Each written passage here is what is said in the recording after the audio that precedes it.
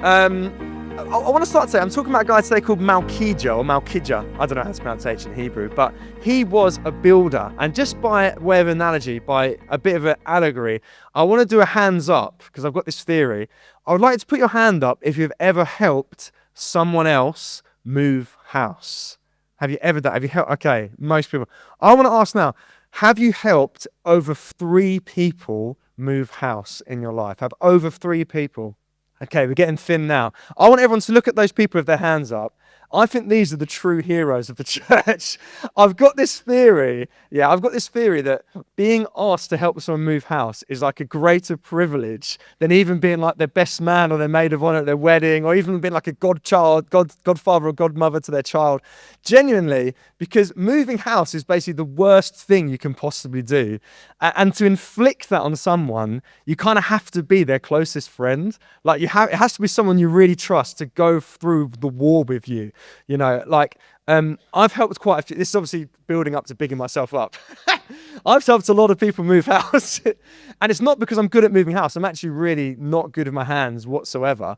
But there's something about it. And I want to share the worst story of moving house that ever happened to me. Some of you remember Stu, John's brother, who used to work at this church. And basically, he was moving house and his wife had put loads and loads of stuff into storage. And they were moving around July. And so there was 4 of us. It was myself, John, Josh, and Stu. And I wasn't a groomsman at his wedding, but I felt this was a bigger privilege at the time. We went into this big storage unit, and it was like the middle of August. And I don't know if you've ever been to a kids' play area where the slide gets really, really hot. You know, when the sun's beating down on that metal slide and you touch it, like, oh, I wouldn't want to do that. Imagine that, but it's an entire storage. And literally, it was almost like a football pitch size, loads of little rooms where people would store. And I'm not exaggerating. We went up in the lift and we were like, it's getting pretty hot in here. And we stepped out on the level where Stuart's stuff was stored. And it was literally like walking into a sauna. Like, I cannot exaggerate. I was wearing flip-flops and I could feel the heat of the metal coming through my flip-flops into my feet. We started to drip with sweat. And generally, Stu was downstairs with the car and he was calling us like, are you guys going to be much longer? and we answered the phone literally like tops off, down to our boxers, dripping with sweat. All this stuff is getting slippy with the amount of sweat we have. And like, we're trying to get out. And it was one of the worst experiences of my life. But I look back on it now and I think, wow, what a privilege. We were there. And I know you always, like sort of catch someone's eye and you think, yeah, you understand. And moving house, people say it's one of the most stressful things you could possibly do. And it's difficult because people's, tension rises. Whenever you ever help someone move house, sometimes, you get that the partners or the husband and wife, they start getting a bit tetchy at each other about things, and you think, oh, I just came here to move. I don't really want to get involved with that. And then lots of things happen. And it's a difficult experience. And the reason I talk about it is because today's unsung hero, this man, he's not called Nehemiah 3. That's where we're going. He's called Malchijah. He is someone who was a builder. And we're talking about builders today. And just to give you a little bit of context, basically, this was set about 450 BC. So we're talking about 2,500 years ago. And what had happened is the Jewish people, they'd been, their city, Jerusalem, their homeland of Israel, had been completely decimated by a group of people called the Babylonians. And you can actually see loads of Babylonian stuff if you go to the British Museum. Obviously controversial, but I love to go there and see it. You're kind of in touch with that kind of history.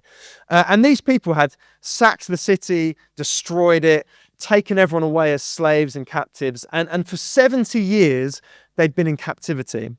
And after 70 years, by this miracle, God spoke to the king, and the king said, I'm going to send you back. And to give you a bit of placement, this is around, if you've read the Old Testament, this is around where Jeremiah was. This is around the time of Daniel as well. And Nehemiah is a book written at that time. He was one of the first people to go back, and they found the city just in complete ruins, just completely destroyed, the walls, the temple, the houses. And so him and a few thousand other people returned to rebuild the city before everyone else came. And Malchijah is one of these rebuilders. And it was about a 2-month project. So if you've done any, house moving, just imagine that kind of hellish experience for 2 months at a time. Yeah, a 2-month stint. And it was pretty bad for these people. Yeah, we're going to get into a little bit of detail, but it was a tough existence for them. And what I want to do this morning is I want to draw parallels between our experience today and Malchijah's experience rebuilding the walls of Jerusalem. And it may seem a little bit random, but basically we are also rebuilding and building something here in a very similar way that these people were building there. So if you hit the next slide, Lee, basically I've got a lot of biblical references there that I'm not going to go through in detail, but I would love you to look these up after the fact. The New Testament talks about us as Christians, if you're a Christian here, the part of our role is to rebuild a new temple. Now, the exiles who came back to Jerusalem, they were literally building their bricks and mortar and whatever else you build, if I don't know. But they were literally building a wall and a temple. But it says in the New Testament, in Ephesians, that if you're a Christian, you are building a temple. But we're not building with bricks and mortar, we're building with lives on lives. And Ephesians 2 talks about the kind of disparate and divided groups of Christians coming from all different ethnicities and cultures and places, coming together, each one being a brick, building into a temple to house God. And so our role today, we're not building a physical temple, but the Bible says we are building something together, life on life. That as we grow in our unity, as we grow in our love, as we grow in our service and commitment to one another, we are also building a temple here. We are also building something. And the Bible also talks about us building a city. In Revelation, it says, I spoke on this a few weeks ago, that each one of us is part of a city of God that he sees as a beautiful bride, a beautiful city. But right now, the city does not look great. Right now, it's like they've come back from exile and it's been absolutely decimated and we're having to rebuild it. And part of that building process, like I said, is life on life, commitment, love, service, just growing together as a church. And just like these people, they're under attack. And we're going to see later on how the exiles who came back to Jerusalem were under this constant threat of outside forces, this constant threat of attack. And this is parallel with us today. Not in the same way. We're not in this country, thank God, we're not under attack for our faith physically. And yet, as Chris spoke about last week, there are constant attacks on our faith, and we're constantly on the defensive against these attacks. And then finally, just like they were exiles returning to their home, the Bible speaks of us as exiles, people taken from our true home in heaven and awaiting a return there. So there's loads of parallels here. And essentially what I want to do, and I remember back in the day when Chris used to speak, he'd sometimes say, I don't mean it as a dig, Chris, I've only got 12 points today. Or he'd be like, I've got 9 points on this. And I think, what? This is insane. I've got 6 points today. But it's not going to be quick. We're going to take our time. We're going to marinate with them. But what I want to draw is 6 parallels between Malchijah, who is one of the exiles brought back to build Jerusalem, and us today, as we've been asked here by God to build the church. And I wanted to imagine again, not too vividly because I was only wearing shorts, but imagine me again in that lockup, just heated to exhaustion, a whole day ahead of me of building. And this is for some of us, the calling that we have, to build God's church, to have the privilege of being called by a friend, Jesus Christ, say, you're going to build something for me. It's not going to be a comfortable existence because we're moving a house. We're rebuilding a house for God and his people. It may not be comfortable. You may need to get up early. You may need to sweat. It may be worse than you thought it was. But in the end, we'll have a house that you can live in. Now, I didn't get to live in Stu's house, so I got a raw end of that deal. But we're rebuilding a house for ourselves. God, Jesus says, I'm going away to build you a house. There's many rooms, and we're helping build that today. So the key distinction, the first thing, the reason that Malchijah is my unsung hero today, if you go to Nehemiah 3, if you go to the next one, Lee. In Nehemiah 3, verse 14, it says, Malchijah, the son of Rechab, he was the ruler of the district of Beth Hakerem, and he repaired the Dung Gate. And I'm going to tell you a little bit about the Dung Gate today, but you probably don't need to use too vivid an imagination to understand what the Dung Gate was for and why it wasn't the greatest privilege to be called to build the Dung Gate. And I want to draw a parallel between this guy and in chapter 3, verse 5, you hear about these other guys. And me and John were joking the other day. Imagine you only got one verse in the Bible. Imagine you managed to make it into the Bible and you got one verse. Well, imagine this was your verse. But their nobles would not stoop to serve their Lord. And this is why Malchijah is a hero to me, because he was the ruler of Beth Hakerem.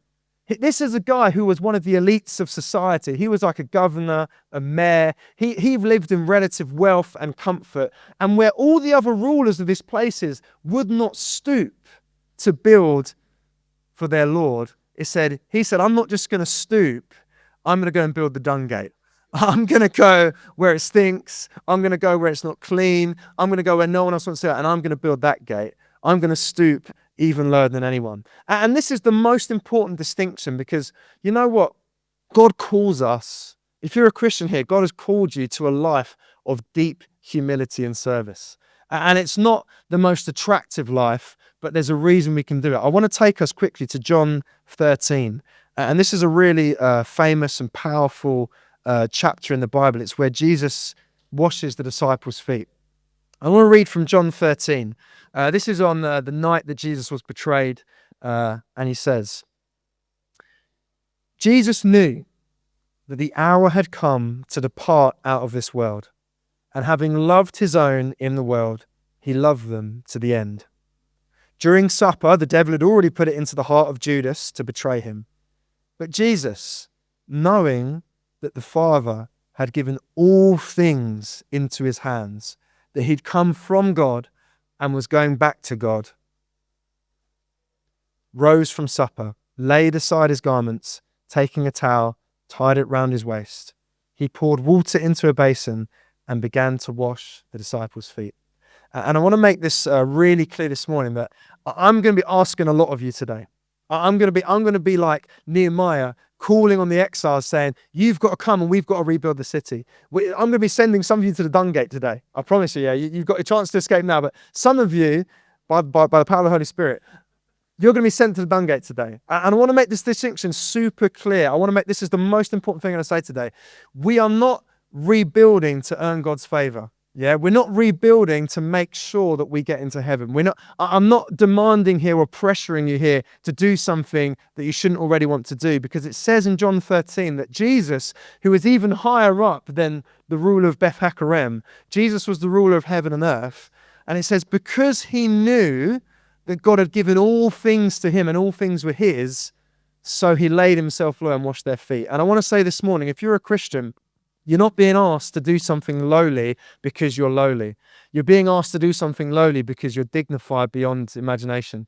Yeah, you're being asked to do something small because you're so big in God's eyes. And actually, God himself, who is dignified beyond anyone and praised beyond anyone. In Philippians 3, Paul says that he took the lowest place, even the place of a slave, even the human flesh, and to die on a cross. And therefore, God has exalted him above every other name.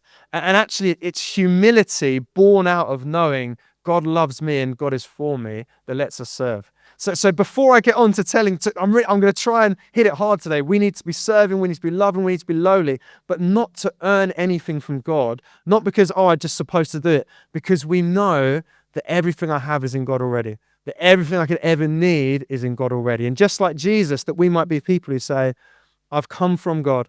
I'm going back to God. God has everything for me. Everything I have is in God. Therefore, I can go and rebuild the Dung Gate.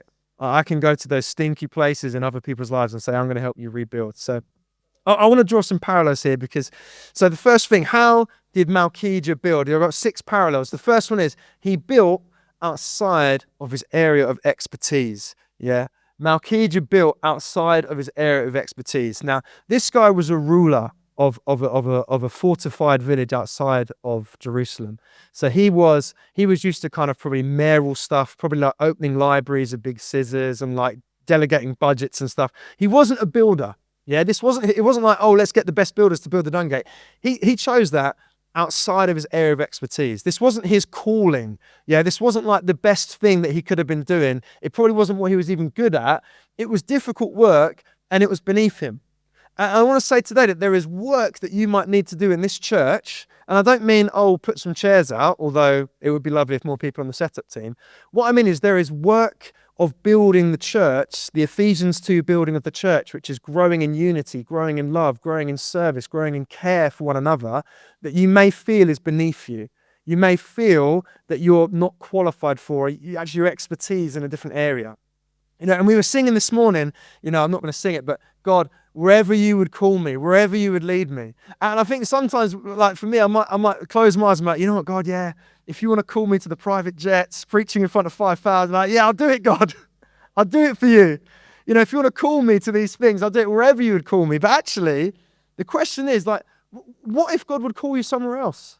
What if God would call you to a season of patience? What if you're seeing God wherever you'd call me and he says, all right, I'm going to put you in a place where you need to just release patience to the world, where you're going to be pressured and squeezed by people and people are going to see your patience. And that patience is going to be like the aroma of God. And they're going to be like, wow, this person's so patient. What's different about them?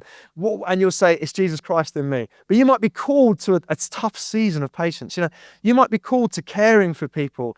So many of us, our lives change, whether it's our parents or our children, they need a lot of care sometimes. And you might be called to a season of care, which is difficult and frustrating and it hurts and it feels small, but God might be calling us to that.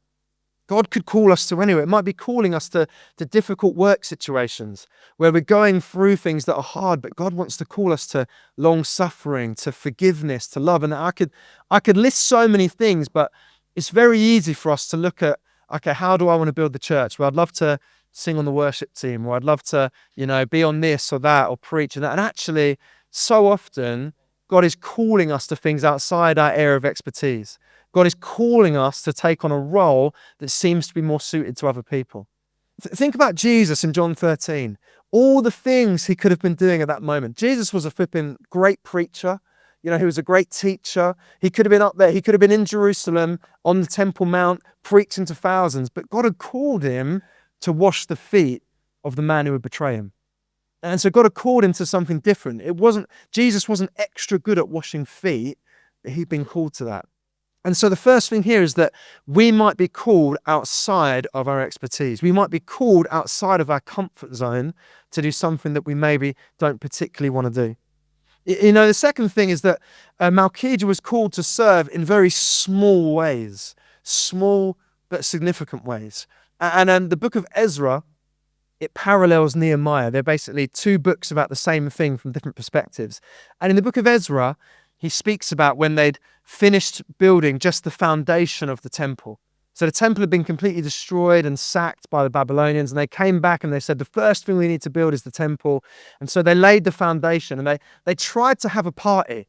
They said, we've laid the foundation, this is a great day. And they played the cymbals and the trumpets and the harp and all their other kind of instruments. They tried to have a party. And in Ezra chapter 3, verse 10, it says some of the people were celebrating. It says, but the older people who'd seen the first temple, they were weeping loudly, basically because this temple was just so far from what they imagined it should be. That this temple that they built was so bad compared to the one they'd had before. They looked at it and they said, we've put all this work in. We've been here this long. We've trekked back from Babylon. We've been in slavery 70 years. We finally get back. And now these people are celebrating something which is rubbish compared to what I thought it would be. And I want to ask the question, Christian, you can close your ears. You might look at this church and say, I've been here this long. Are we still here? You might look at your relationships in this church and be like, I've been plugging away for this long. People are celebrating and I feel like crying. You might be like those people in Ezra who are like, I've been working so hard at this. What has gone wrong? I've been working so hard at this and people think it's good, but I know it could be so much better. And I promise you, everyone in this church, we look at different things, even happening today on a Sunday, and we think, couldn't that be a lot better? Couldn't that, we can look at it and feel like I'm working hard, but it's still so small and insignificant. And beyond this church, you might look at your relationships. You might look at you might look at your relationships. You might look at your service. You might look at your work. You might look at 100 things that you have worked hard at and they feel small. But I promise you that where you are, God has called you to. And God might have called you to something very small, but in his eyes, it is so significant. In his eyes, it is so precious. And I promise you today, you might be imagining a situation or a person or a relationship or a frustration in your life. And if you go into that with Christ's heart, if you go into that with patience, with forgiveness, with long suffering, with gentleness, with kindness, that is precious to God.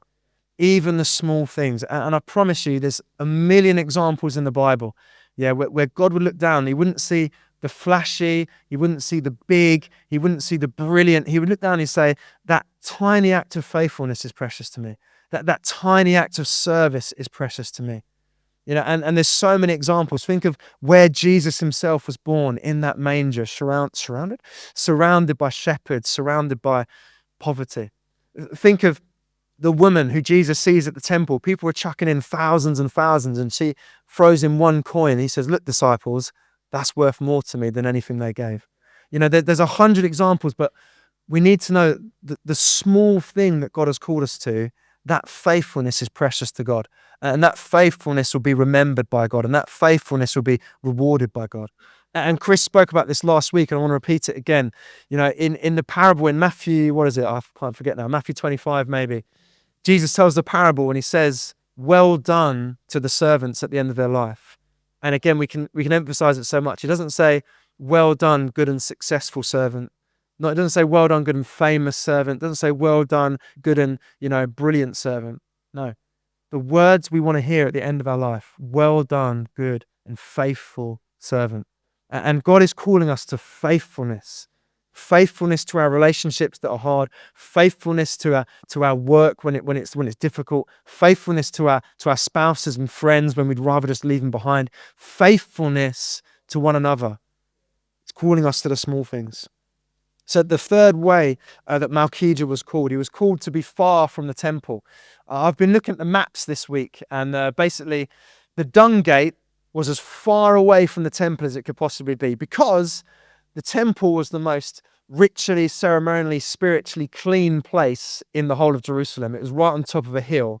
And the Dung Gate was right at the bottom, near to this kind of ravine, as far away as possible, because it was dirty, because it was unclean. And the temple symbolized so much for the people in the Old Testament. But here it symbolizes that prestige, that influence, that spiritual center of the city. And here, God may be calling us far away from the temple, to build something that isn't seen by other people, that they'd rather avoid, that isn't flashy and big. But God is calling us far from the temple sometimes. And fourthly, Malchijah was called to build something far from his own home. Now, Malchijah didn't actually live in Jerusalem. The place where he was a ruler of was a little fortified town, I guess, outside of Jerusalem. So where you've got these kind of medieval or like even older, these ancient structures. I love my history. The most impressive and the best place would be on top of a hill, because that's the hardest to assault. If someone wanted to fight you, like going uphill, that's difficult. Like, have you guys watched Gladiators? It's brilliant. I'm going to use the analogy anyway. They have this battle where the gladiator and the contender have to push each other. And because the gladiators are so much stronger, what they do is they tip it. So the gladiator has to push uphill and the contender gets to push downhill. And this is an object lesson in ancient historical battle tactics, yeah? Because if you're fighting uphill, it's difficult. And so what would happen is you'd have Jerusalem on top of this hill, and there'd be various hills around it where fortified towns would be to also defend it. And Malchijah was head of a fortified town outside of Jerusalem. But they said, we need to come away from your home to rebuild Jerusalem, because that's more important. And not only that, but if you read it in Nehemiah 3 and 4, at times they had to sleep in Jerusalem. Such was the threat to them, they had to sleep in Jerusalem. So Malchijah not only left his home, but had to sleep outside his home and build something that was nothing to do with his home. And what does home symbolize for us? Well, it's that sense of safety, that sense of comfort, that sense of home things that we enjoy. And actually, God might be calling you to serve outside of your home now. Maybe you've got a home, you're like, well, I do this and this is what I do and this is comfortable for me and this is the relationships I have and this is my clique at church and God might say, I'm calling you out of that home. I'm calling you into an uncomfortable relationship with someone at church where you might not always get on well, but I'm calling you to deeper unity there. God might be calling you outside of the things you enjoy doing at church and saying, actually, there's a gap somewhere. We could really need some more volunteers here, and it won't be comfortable. It's outside of what your calling is and what you're normally doing, but you need to build something outside of your home. And I want to ask ourselves here, like, are we building our own homes in the church? Are we building something nice for ourselves? A nice little bit of service that we enjoy, a nice little friend group that we have. Guys, I love those things. I love preaching. I love my friend group, but God calls us to something different. God calls us to an uncomfortable place. God calls us outside of our home to say, will you serve someone else? And if you read through Nehemiah 3 and 4, it's a long, long list of names of everyone who built. And after so many names, it says, and they built the wall opposite their home. And they built the wall opposite their home. Because what they were building was a defense for themselves. And yet Malchijah comes and says, I'm going to come away from my defense and I'm going to build a defense for someone else. And actually, for many of us, we have this defense. We're like, you know what? I go to church and it makes me feel that I'm safe. I pray and I read my Bible and I've got this good relationship with God and that makes me feel safe. And God might be saying, come out of your own safety and build someone else's defense. Come out of your own safety and step into someone else's hurt and step into someone else's discomfort and say, I'm going to build a wall around you rather than myself. And so God is calling us to look at others in the church and say, how can I keep them safe? How can I guard their faith? How can I help them engage with the Lord rather than just build my own home? Because he called Malchijah out of his home, out of his safety, out of his fortification. And the fifth way that Malchijah built Jerusalem is he built near the valley of, is it Hinnom or Hinnom? It's Hinnom, thank you. Hinnom, I spoke it wrong. Sorry, Bible scholars all around the world who are watching this today. I'm getting used to my camera. He built near the valley of Hinnom, yeah? And the valley of Hinnom, like I said, Jerusalem was built on a hill, and down the hill you had this ravine, yeah, this kind of like thin place between two hills. And this was called the Valley of Hinnom. And initially when Jerusalem was built, this was a place near the Dung Gate where they would take out all the ritually unclean things. So if someone died in the city, their body would be taken out that way so as not to make other things unclean. If there was some kind of pestilence or some kind of sickness in the city, people would leave by that way so as not to make the other gates unclean. And this was a place where you took everything that was unclean. And eventually, this became a place that was almost like a big dump. So all the rubbish that you couldn't have in the city, all the kind of detritus and the sewage would go out this gate, and it became a dumping ground. And a few hundred years before Malchijah rebuilt this, it actually became a place of child sacrifice. It became kind of a haunted, horrific place that symbolized something of the depths of evil that people could go to. And it had lots of names. It was called the Valley of Hinnom, the Valley of Topheth, the Valley of Slaughter, the Valley of Burning. And it's a really powerful symbol in the Old Testament for just sewage, human sewage, that the sewage that comes out of our hearts, the kind of hatred and the horror and the jealousies and the pettiness that comes out of our heart. And in the New Testament, Jesus picks up on this and he says, he makes a parallel between heaven and a place called Gehenna, which in most Bibles is translated as hell, but it's actually another name for the Valley of Hinnom.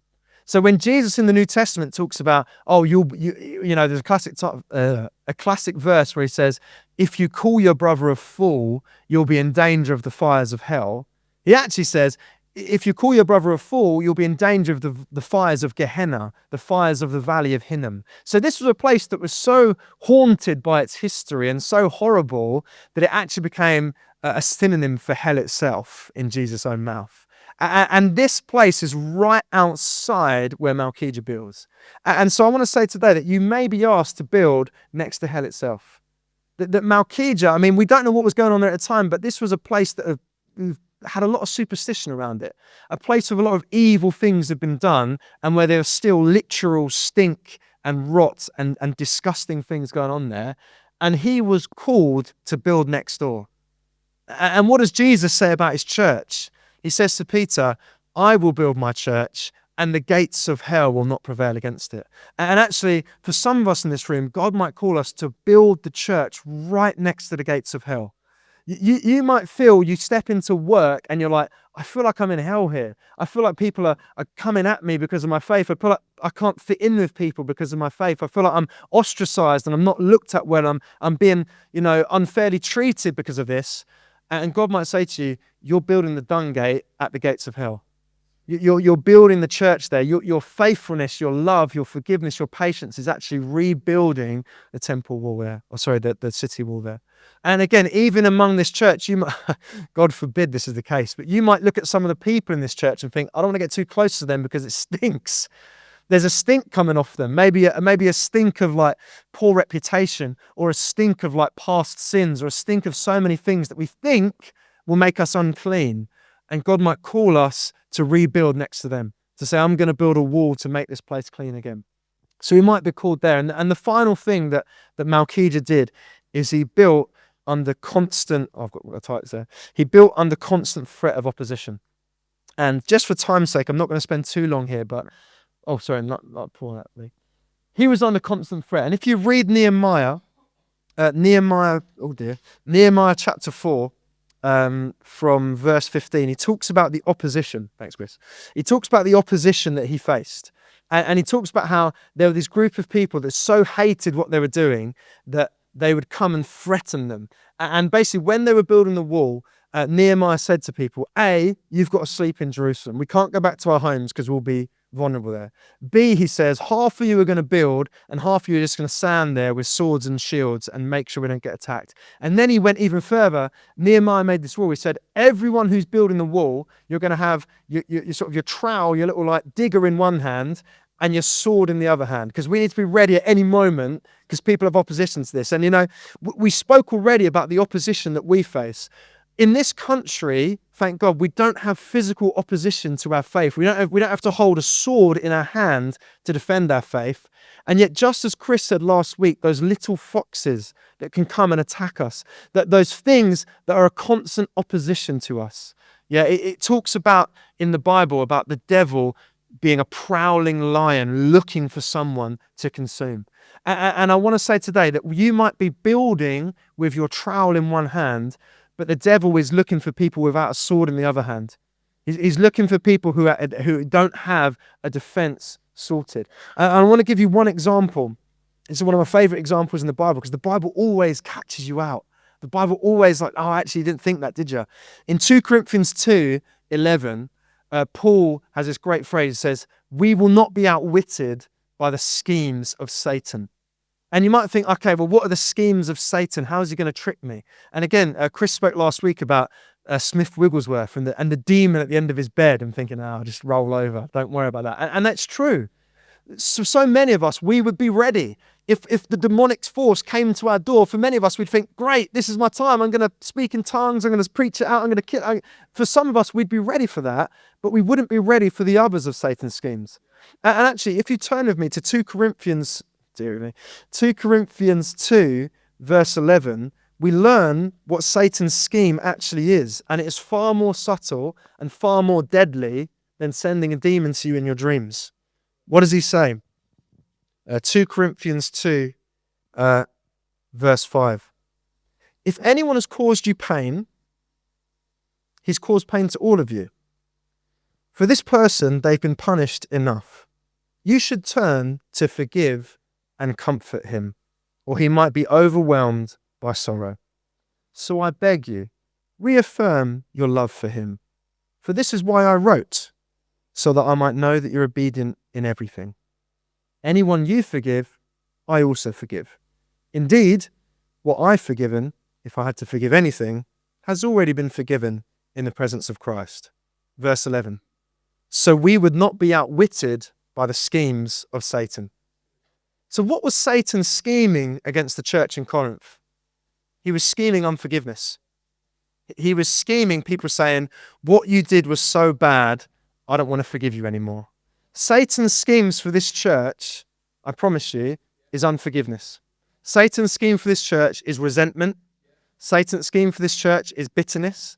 Satan's schemes for this church is frustration, it's unkindness, it's lack of gentleness, it's harshness.